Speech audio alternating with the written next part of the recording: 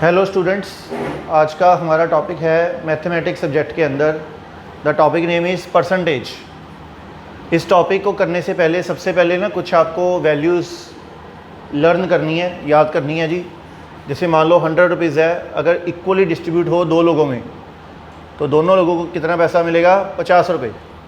100 rupees को 2 से divide कर दिया, 50 rupees. If it is divided by 3 then it comes 33 rupees and 33 paisa. 4 लोग हैं तो 25 रुपीज़, 5 हैं तो 20 रुपीज़। 6 लोगों में डिस्ट्रीब्यूट करना 100 रुपीज़ तो 16 रुपये 60 पैसे, 16 rupees 66 paisa. If it is 7 people then 14 rupees 28 paisa. 8 people then 12 rupees 50 पैसा। 9 के केस में 11 रुपीज़ 11 पैसा। 10 लोगों में डिस्ट्रीब्यूट करना 100 रुपीज़ तो 10। 11 लोगों में डिस्ट्रीब्यूट करना तो 9 रुपीज़ 9 पैसा। 9 पैसे को 09 लिखते हैं, ठीक है। And if it is divided by 12 people then it is 8 rupees 33 पैसा to be given to every person। ये वैल्यूज़ आपको याद करनी पड़ेंगी, ठीक है। अपनी नोटबुक में आप लिख सकते हो। हाँ जी students, the first question is the population of a town has increased. Population किसी टाउन की इंक्रीज़ हो गई है, 60,000 से लेकर 65,000 हो गई है। तो ग्रोथ कितनी होगी जी? 5,000 की। हमें पूछा क्या गया है? Find the increase. अगर इंक्रीज़ पूछते तो 5,000 इज़ द आंसर, बट यहाँ पूछा है find the increase percentage. Percentage में बतानी है वैल्यू, जो इंक्रीज़ हुआ परसेंटेज में बताओ। तो इसे सॉल्व करने के लिए क्या करना है? पहले इंक्रीज़ वैल्यू आ गई 5,000 रुपीज़, ठीक है जी, ये वाला। अब जब आपने परसेंटेज सॉल्व करना है तो बेस हमेशा नीचे आ जाएगा। बेस मतलब जहाँ से बिगनिंग हुई है, जहाँ से शुरुआत हुई है। तो शुरुआत कहाँ से हुई है? 60,000, ठीक है जी। तो बेस आ गया नीचे। परसेंटेज जब फाइंड आउट करनी है तो परसेंटेज का मीनिंग होता है डिवाइडेड बाय 100। तो यहाँ पर आ जाएगा डिवाइड 100, ठीक है जी। तो परसेंटेज जब भी निकालना है, एक तो बेस लेके आना नीचे, दूसरा परसेंटेज का मतलब होता है डिवाइड 100। दो चीज़ों का ये याद रखना। अब इसके अगले स्टेप में क्या बनेगा? 5,000 ये डिवाइड बन गया मल्टीप्लाई। ये चीज़ रिवर्स हो जाएगी बिकॉज हमने डिवाइड को मल्टीप्लाई कन्वर्ट कर दिया। तो ये 100 जो है यहाँ पर आ जाएगा, शिफ्ट हो जाएगा ऐसे, 60,000 यहाँ पर रहेगा। बुक्स में ऐसा लिखा होता है, कोई भी बुक में अगर आप पढ़ते हो तो कई स्टूडेंट समझते हैं कि परसेंटेज का मतलब मल्टीप्लाई 100 होता है, but it is wrong. Percentage का मतलब हमेशा ही डिवाइड 100 होता है, जो कि नेक्स्ट स्टेप में शफल होकर ये मल्टीप्लाई में शिफ्ट हो जाएगा, ठीक है जी। तो इसे आप सॉल्व कर लीजिए। ये 12 से कट हो गया, 100 बाय 12, ये आंसर है 8.33। ये वो वैल्यूज़ जो मैंने आपको स्टार्टिंग में लेक्चर के शुरू में लिखवाई थी, 100 बाय 2, 100 बाय 3, इसी तरह 100 बाय 12 की वैल्यू थी 8.33। तो साथ में अटैच हो जाएगा परसेंटेज, क्योंकि हमने ये दो चीज़ों का प्रयोग करा है, तो जो भी आंसर आएगा ये परसेंटेज में आएगा, ठीक है। This is your answer to that question. Now coming to the next question. Two numbers are respectively 20% and 50% more लिखा हुआ है देन द थर्ड नंबर। तो बेस कौन सा हो गया इस क्वेश्चन में? जिससे कंपेयर हो रहा है थर्ड नंबर से। तो थर्ड नंबर को हम प्रिज्यूम कर लेंगे 100। तो फर्स्ट नंबर क्या बनेगा हमारा? 20% मोर है थर्ड से, थर्ड 100 है तो 20% मोर है। इसका 20% कितना होता है? 20 रुपीज़। तो 20 रुपीज़ ज़्यादा हो गया, ये बन गया 120। तो सिमिलरली सेकंड नंबर कितना बन जाएगा? 50% more than the third. Third का 50% कितना हो गया? 50 रुपीज़। अब 50 रुपीज़ ज़्यादा है, मोर है, तो 150 हो गया। Next is what percent is the first one? First one कौन सा है? 120। ये कितने परसेंट है ऑफ द सेकंड वाले से कंपेयर हो रहा है? तो जिससे कंपेयर हो रहा है, मैंने पिछले क्वेश्चन में बताया था, जिससे कंपैरिजन हो रहा है वो हो गया आपका बेस। तो बेस नीचे ले आना हमने, सेकंड नंबर वाला जो कि 150 है। What percent is first of second? First आ गया, ऑफ सेकंड से कंपेयर हो रहा है तो सेकंड वाला नीचे आ जाएगा। परसेंटेज निकालनी है, बेस नीचे आ गया। परसेंटेज में एक और चीज़ क्या बोली थी? डिवाइड 100, जो कि नेक्स्ट स्टेप में मल्टीप्लाई 100 बन जाएगा, क्योंकि ये रिवर्स हो जाएगा ऐसे शफल। तो ये आपका आंसर आएगा। इसे सॉल्व कर लो। 30 के टेबल से काट दिया मैंने, 34 का 120, 35 का 150। इसे फर्दर सॉल्व करने के बाद it comes 80% will be your answer to that particular question.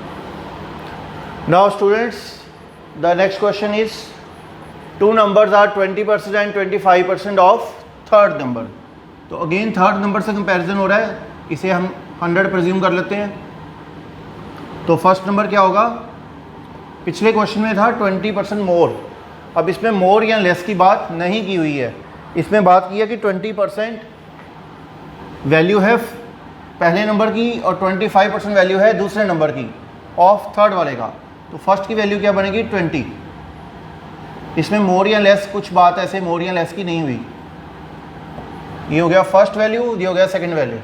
तो what percent is the first of second. First है 20 और सेकंड से कंपैरिजन करना है. सेकंड वाला बेस आ गया नीचे, परसेंटेज निकालनी है तो बेस आ गया नीचे. दूसरी बात परसेंटेज में डिवाइड 100 जो कि नेक्स्ट स्टेप में मल्टीप्लाई 100 बन जाएगा शफल होकर ही मूव करके. इसे आप सॉल्व कर लीजिए. Your answer comes 80% of that question. Now the next question is positive number is divided by 5 instead of being multiplied by 5. जो पॉजिटिव नंबर है प्रिज्यूम कर लो 100, इट इज़ डिवाइडेड बाय 5. इसे हमने डिवाइड कर लिया 5 से, तो क्या आ गया 20. Instead of multiplied by 5. Instead of का मतलब हमें करना था ये वाला, कर दिया डिवाइड, करना था मल्टीप्लाई. अब जो पॉजिटिव नंबर है वो है 100, इसे करना था मल्टीप्लाई 5. तो जो करना था दैट वाज द करेक्ट, जो हमें करना चाहिए था. जो मिस्टेकनली गलती से हमने कर दिया वो है रॉन्ग वैल्यू. तो रॉन्ग वैल्यू है हमारी 20.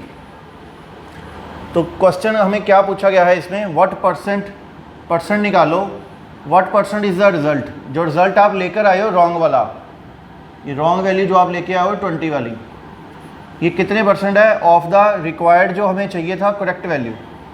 करेक्ट वैल्यू कितनी है 500. ये 20 वाला कितने परसेंट है जो सही वाली वैल्यू से कंपेयर अगर किया जाए तो. परसेंटेज में निकालना है, तो परसेंटेज में पहला रूल क्या था, बेस को नीचे ले आओ. बेस क्या है जिससे कंपैरिजन हो रहा है, करेक्ट वाले से कंपैरिजन हो रहा है. और परसेंटेज का दूसरा रूल था डिवाइड 100, जो कि नेक्स्ट स्टेप में मल्टीप्लाई 100 बन जाएगा. इसे आप सॉल्व करिए, 4% विल बी योर आंसर. मतलब जो 500 करेक्ट वाली वैल्यू थी, जो हम रॉन्ग लेकर आए हैं वो 4% ही सिर्फ लेकर आए हैं करेक्ट वाली के कंपैरिजन के अकॉर्डिंगली. ठीक है, जो हमें पूछा गया था. नाउ स्टूडेंट्स, ये क्वेश्चन थोड़ा सा टिपिकल है, इसे ध्यान से समझना आप. A man loses 12.5% of his money. एक आदमी के पास कोई मनी है, अब प्रिज्यूम कर लो कि ये मनी है x. 100 भी आप प्रिज्यूम कर सकते हो इस क्वेश्चन में, लेकिन मैं x से प्रिज्यूम कर रहा हूँ. एक आदमी ने लॉस कर लिया 12.5%. जो 12.5% होता है, परसेंटेज का मतलब क्या है डिवाइड 100, तो ये हो गया 1/8. अगर एक आदमी 8वां हिस्सा लॉस हो जाता है उसे, तो रिमेनिंग हिस्सा क्या रह जाता है. अगर 1 रुपया उसके पास, तो 1 रुपये का 8वां हिस्सा कम हो गया. लूज़ मतलब कम हो गया. तो एलसीएम ले लो, 8 1 का 8 -1 7, 7/8. तो उसके पास ये पैसा रिमेनिंग रह जाएगा, रिमेनिंग वैल्यू जो उसके पास रह जाएगी. ठीक है जी. तो एक आदमी को लॉस हो गया 12.5%, यानी कि 1/8 का लॉस हो गया, तो रिमेनिंग रह गया 7/8. तो ये थी टोटल वैल्यू, इसको 7/8 से मल्टीप्लाई कर दिया मैंने. ये आपका क्या रह गया रिमेनिंग वैल्यू, ये वाली रिमेनिंग वैल्यू. ठीक है जी. एंड उसके बाद क्या हुआ, आफ्टर स्पेंडिंग, फिर उसने खर्च कर दिया.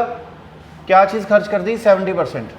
कौन सी वैल्यू का, ऑफ द रिमाइंडर का, क्योंकि रिमाइंडर का इतना खर्च कर दिया, इसलिए हमने रिमाइंडर के लिए 7/8 फाइंड आउट किया था, क्योंकि यहाँ पर रिमाइंडर की बात हो रही है. तो रिमाइंडर वाली वैल्यू है ये वाली, ये पूरी वैल्यू x × 7/8. इसका 70 आप खर्च आए, स्पेंड कराए, ही इज़ लेफ्ट विद, जो बच गया उसके पास. अब क्योंकि जो रिमेनिंग की बात हो रही है, जो बच गया, तो अगर 70%, परसेंट का मतलब 100 के अकॉर्डिंगली 70 खर्च आए, तो 100 के अकॉर्डिंगली 30 बच गया. तो इसका हमने, ये रिमेनिंग हिस्सा है. अगर ये पूरा 100% है, क्योंकि रिमेनिंग जो है उसका 70% खर्च आए आप, तो 100 में से 70 खर्च आए, तो 100 में से 30 रह गया.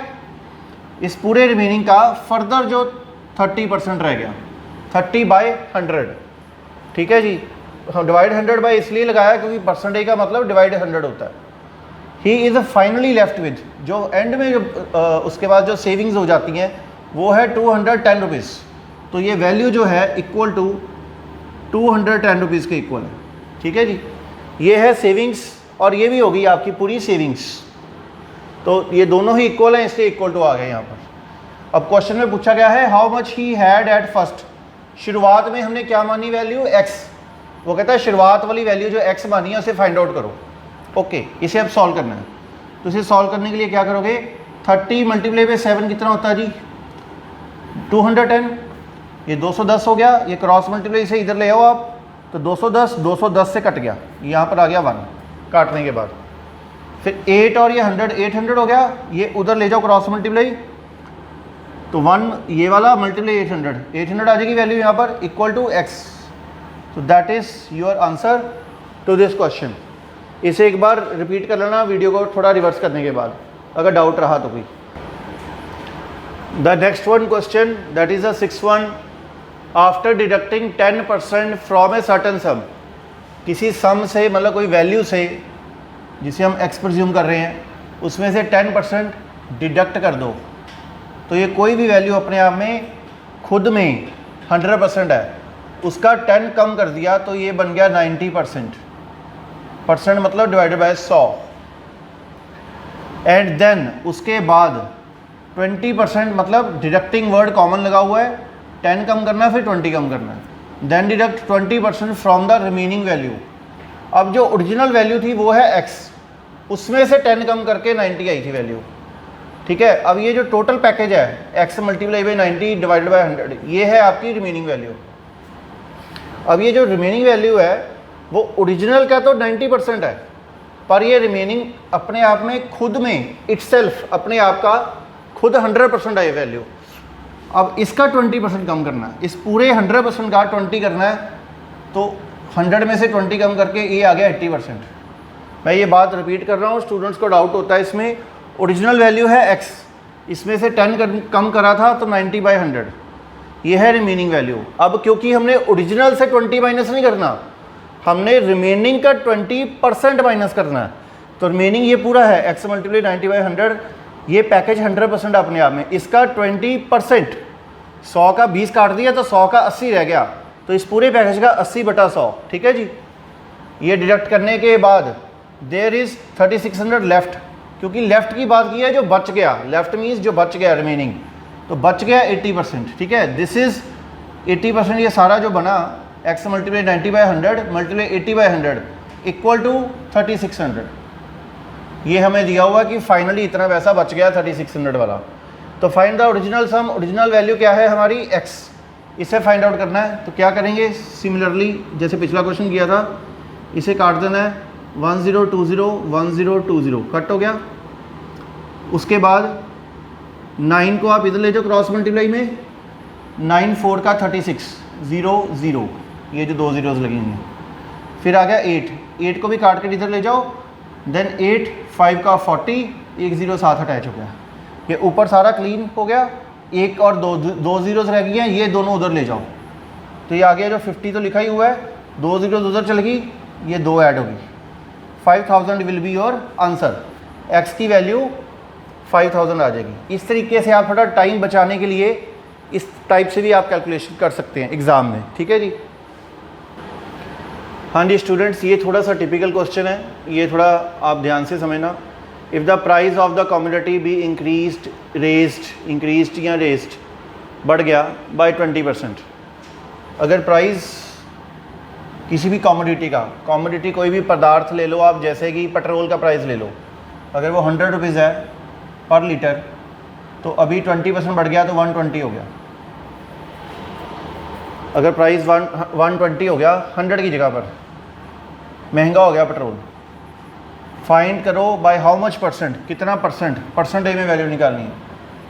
Must a householder reduce his consumption, एक आदमी अपनी कंजम्पशन खपत कितनी कम करेगा ऑफ दैट कमोडिटी, उस पेट्रोल की खपत कितनी कम करेंगे हम, कितना कम परचेज करेंगे petrol, so as not to increase expenditure, क्योंकि महंगाई हो गई है, 20% प्राइस बढ़ गया 1 लीटर का, तो महंगाई होगी तो इंक्रीज़ भी होगा ना आपका एक्सपेंडिचर।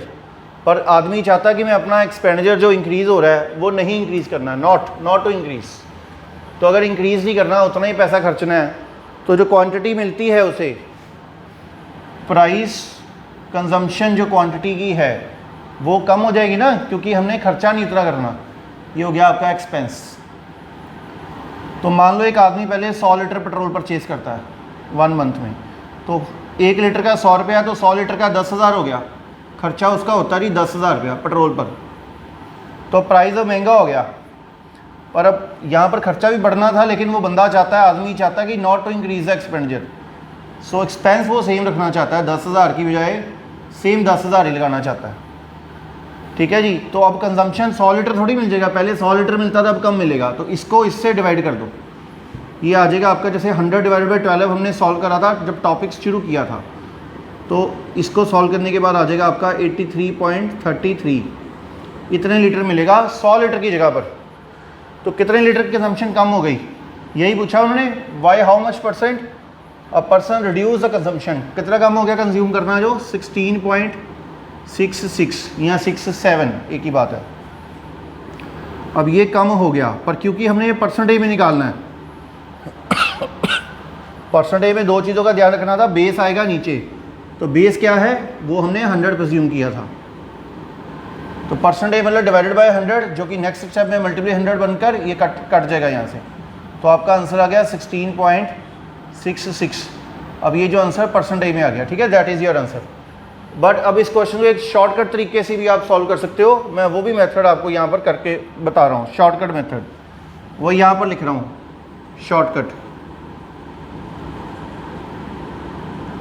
शॉर्टकट ये है कि प्राइस बढ़ गया जी 20%, 20% इज डिवाइडेड बाय 100, जो कि आ गया 1/5 काटने के बाद। अब हमें पता है कंजम्पशन कम हो जाएगी, कितनी कम होएगी, जो ऊपर वैल्यू है वो वैसे की वैसे ही लिख देनी है, अगर 1 है तो ये 1 लिख दो यहाँ पर। अब क्योंकि प्राइस बढ़ रहा है तो ये प्लस कर दो, शॉर्टकट में ये है 1 और 5 6। अगर ये प्राइस कम हो रहा होता फिर ये माइनस कर देना था, 5 - 1 4 आना था यहाँ पर, ठीक है जी। अब कंजम्पशन ये कम हो गया, 1/6 हो गया, 1/6 का मतलब यही होता है 16.66/100, इसे काटोगे तो 1/6 ही आ जाएगा, ठीक है जी। तो ये डिवाइड 100 जो है, अब ये भी काट दो, डिवाइड 100 का मतलब क्या होता है परसेंटेज, तो ये यही आंसर इसके साथ मैच हो गया आपका, ठीक है, that is a shortcut. Thank you. ये आप ध्यान से कॉपी पर लिख लो, एक बार और रिवाइज कर लो इस क्वेश्चन को जी। Next question is if A's salary is 25% more than that of B, तो बी को प्रज्यूम हमने कर लिया जी 100, तो ए कितना हो जाएगा 125, बेस है 100, क्योंकि दैट ऑफ बी के more than that of B से कंपैरिजन हो रहा है, this is your base, and A की सैलरी 25% ज़्यादा है, तो इसका 25% 25 रुपये, इससे ज़्यादा हो गया तो ए की वैल्यू इतनी आ गई। इसके आगे लिखा हुआ है then how much percent B's salary is less than that of A. अब less than that of A, अब बेस ये बन गया हमारा, बेस चेंज हो गया, ए बन गया अब बेस ये वाला। अब बी की सैलरी कम है, कितनी कम है, ए से, कितना कम है जी 25 कम है, 25 रुपये, बट दैट ऑफ ए से कंपैरिजन हो रहा है, तो ए हो गया बेस नीचे आएगा, परसेंटेज निकालनी है तो ये 100 लग गया शफल होकर, डिवाइड 100 मल्टीप्लाई 100 बन गया।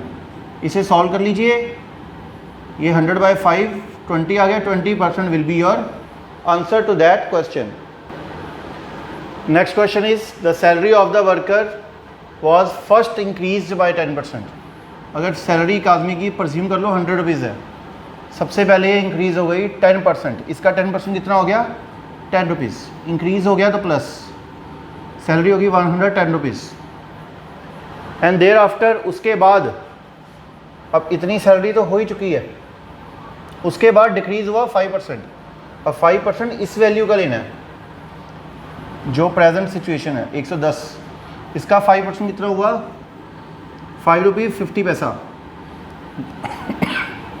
ये डिक्रीज़ हुआ तो ये वैल्यू बन गई 104 रुपये 50 पहले 104 रुपये 50 पैसे। What was the change in the salary, अब कितना फ़र्क आ गया सैलरी में, यहाँ से स्टार्ट हुए थे यहाँ पर पहुँच गए, कितना फ़र्क है कितना डिफरेंस आ रहा है, 4 रुपीज़ 50 पैसा। This is a change, that is a growth. पर अब व्हाट वाज द चेंज, अगर परसेंटेज में वैल्यू निकाल रहे हैं हम, तो परसेंटेज में डिवाइडेड बाय बेस 100 था, और परसेंटेज में डिवाइड 100 जो कि मल्टीप्लाई 100 बन जाएगा। 4.50% will be your answer to that question. A student has to secure 40% marks to pass the examination. पास होने के लिए 40% मार्क्स चाहिए, तो ये हो गया आपका पासिंग परसेंटेज। पास होने के लिए जितना मार्क्स चाहिए 40%, यानी कि पासिंग परसेंट है जी। इफ़ यू गेट 40 मार्क्स, एक स्टूडेंट के 40 मार्क्स आ जाते हैं, ये आपके आगे marks, and still he fail by 40 marks, उसके अभी भी 40 से फेल हो गया, तो इस बच्चे को पास कर दो। जो फेल है 40 से फेल हुआ ये, अगर इसको ग्रेस मार्क्स, एक्स्ट्रा मार्क्स हम दे देते हैं 40, तो कितने मार्क्स हो गए इसके, 40 + 40 80 मार्क्स हो गए। तो अब ये बच्चा फेल नहीं है, इसे ग्रेस मार्क्स देने के बाद अब ये बच्चा पास हो गया, तो मतलब पासिंग मार्क्स कितना है, 80 मार्क्स हो गया आपका पासिंग मार्क्स। तो 40% ऑफ द टोटल था ना, ये टोटल जितने का पेपर है, पासिंग परसेंटेज इतनी है और पासिंग मार्क्स इतनी है, तो passing percentage equal to passing marks, pass pass equal हो गया, तो 40% ऑफ टोटल। तो इसे आप ऐसे भी लिख सकते हो 40/100, टोटल हो गया x इक्वल टू 80 मार्क्स।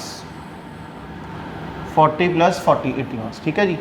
अब इसे सॉल्व कर लो, x की वैल्यू निकालनी है, हमने निकालना क्या क्वेश्चन में, find the maximum marks. Maximum होता है जो टोटल मार्क्स है हमारे, जितने का पेपर था, तो पेपर कितने का था, टोटल मार्क्स का x मार्क्स का था पेपर, ये फाइंड आउट करना है।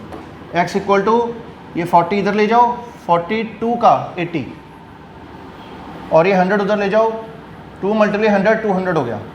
तो टोटल जो पेपर था, एग्ज़ाम था, वो कितने मार्क्स का था, 200।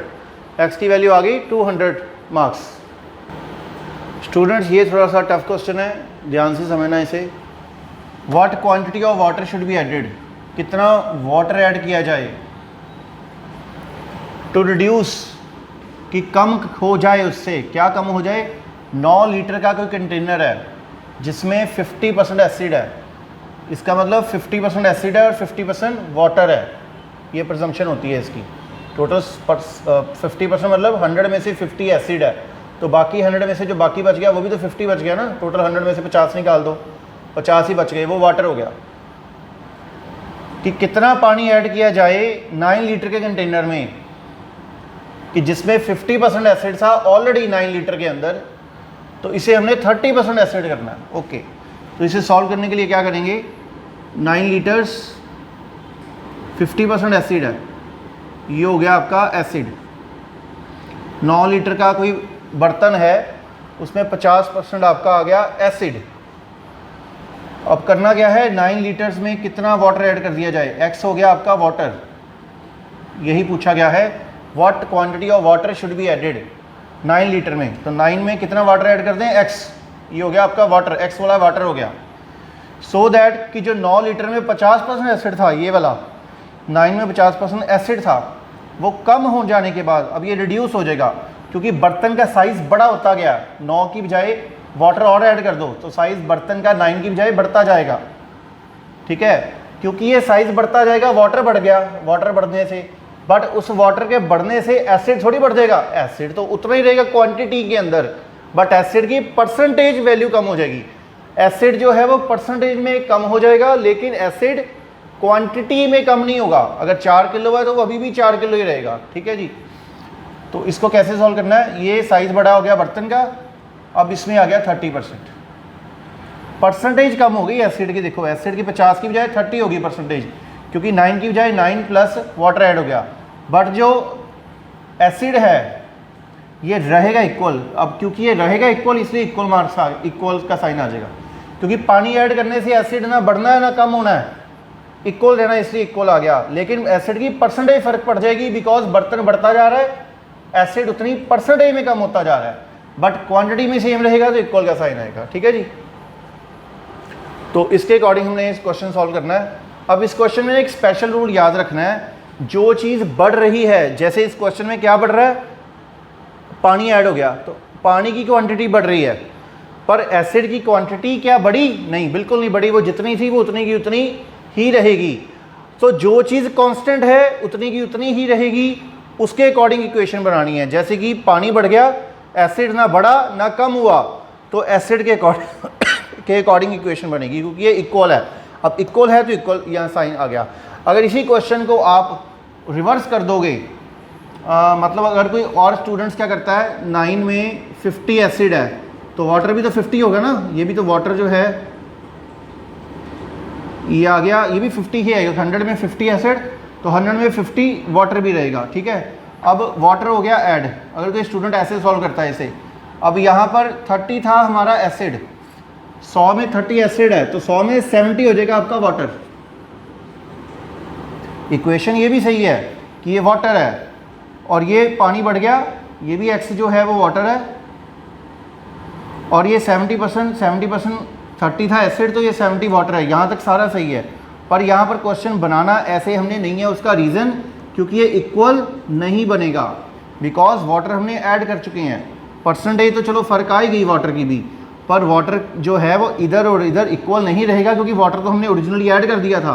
तो इसलिए इक्वल ना होने के कारण आपने इक्वेशन अब इसके अकॉर्डिंग नहीं बनानी, आपने हमेशा इक्वेशन कांस्टेंट वैल्यू के अकॉर्डिंग बनानी है। अब इस क्वेश्चन में वाटर बढ़ गया था, मतलब एसिड के अकॉर्डिंग इक्वेशन बनानी है, because acid equal to acid, ये मैच कर जाएगा, ठीक है। अब इस क्वेश्चन को सॉल्व करने के लिए कैलकुलेशन थोड़ी इस प्रकार से आप फास्ट कर सकते हो। 1 और 2 0, ये उधर चल गया 100, ये भी कट गया इसके साथ, 100/100 कट हो गया। 30 को इधर ले जाओ, 30 में 1 0 ये कट गई, ये 50 की 1 0 कट गई, ठीक है जी।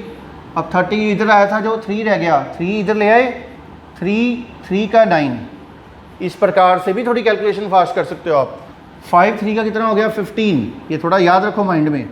सारा साफ हो गया, ये 15 रह गया, ये भी सारा साफ है। इधर वाला x + 9 उधर जाके माइनस हो जाएगा, 15 - 9 ये क्या आ जाएगा आपका 15 - 9 6 equals to x। So that is the value of x। क्या था? वाटर। वाटर कितना ऐड हो गया कंटेनर में? 6 लीटर्स, ठीक है। This will be your answer. Thank you students, with this your topic is complete. अगर आपको किसी तरह का भी कोई डाउट फील हो इस टॉपिक में, कोई और क्वेश्चंस आपको लगे किसी भी किताब में, किसी भी ऑथर की बुक में, हम अपने इंस्टीट्यूट की बुक्स तो चलो दे ही रहे हैं, पर इन केस आप किसी भी बुक में से कोई भी तरह का क्वेश्चन लेके आते हो, कोई डाउट आता है आपको, then you can contact at the registered number of the PBA institute, जो कि 9988869724 नंबर है जो ऑफिस का, ठीक है। तो आप कॉल करके भी अपने क्वेश्चंस जो हैं वो पूछ सकते हैं, अगर कोई न्यू क्वेश्चन आपको अराइज होता है, कोई डाउट होता है तो। Thank you for listening.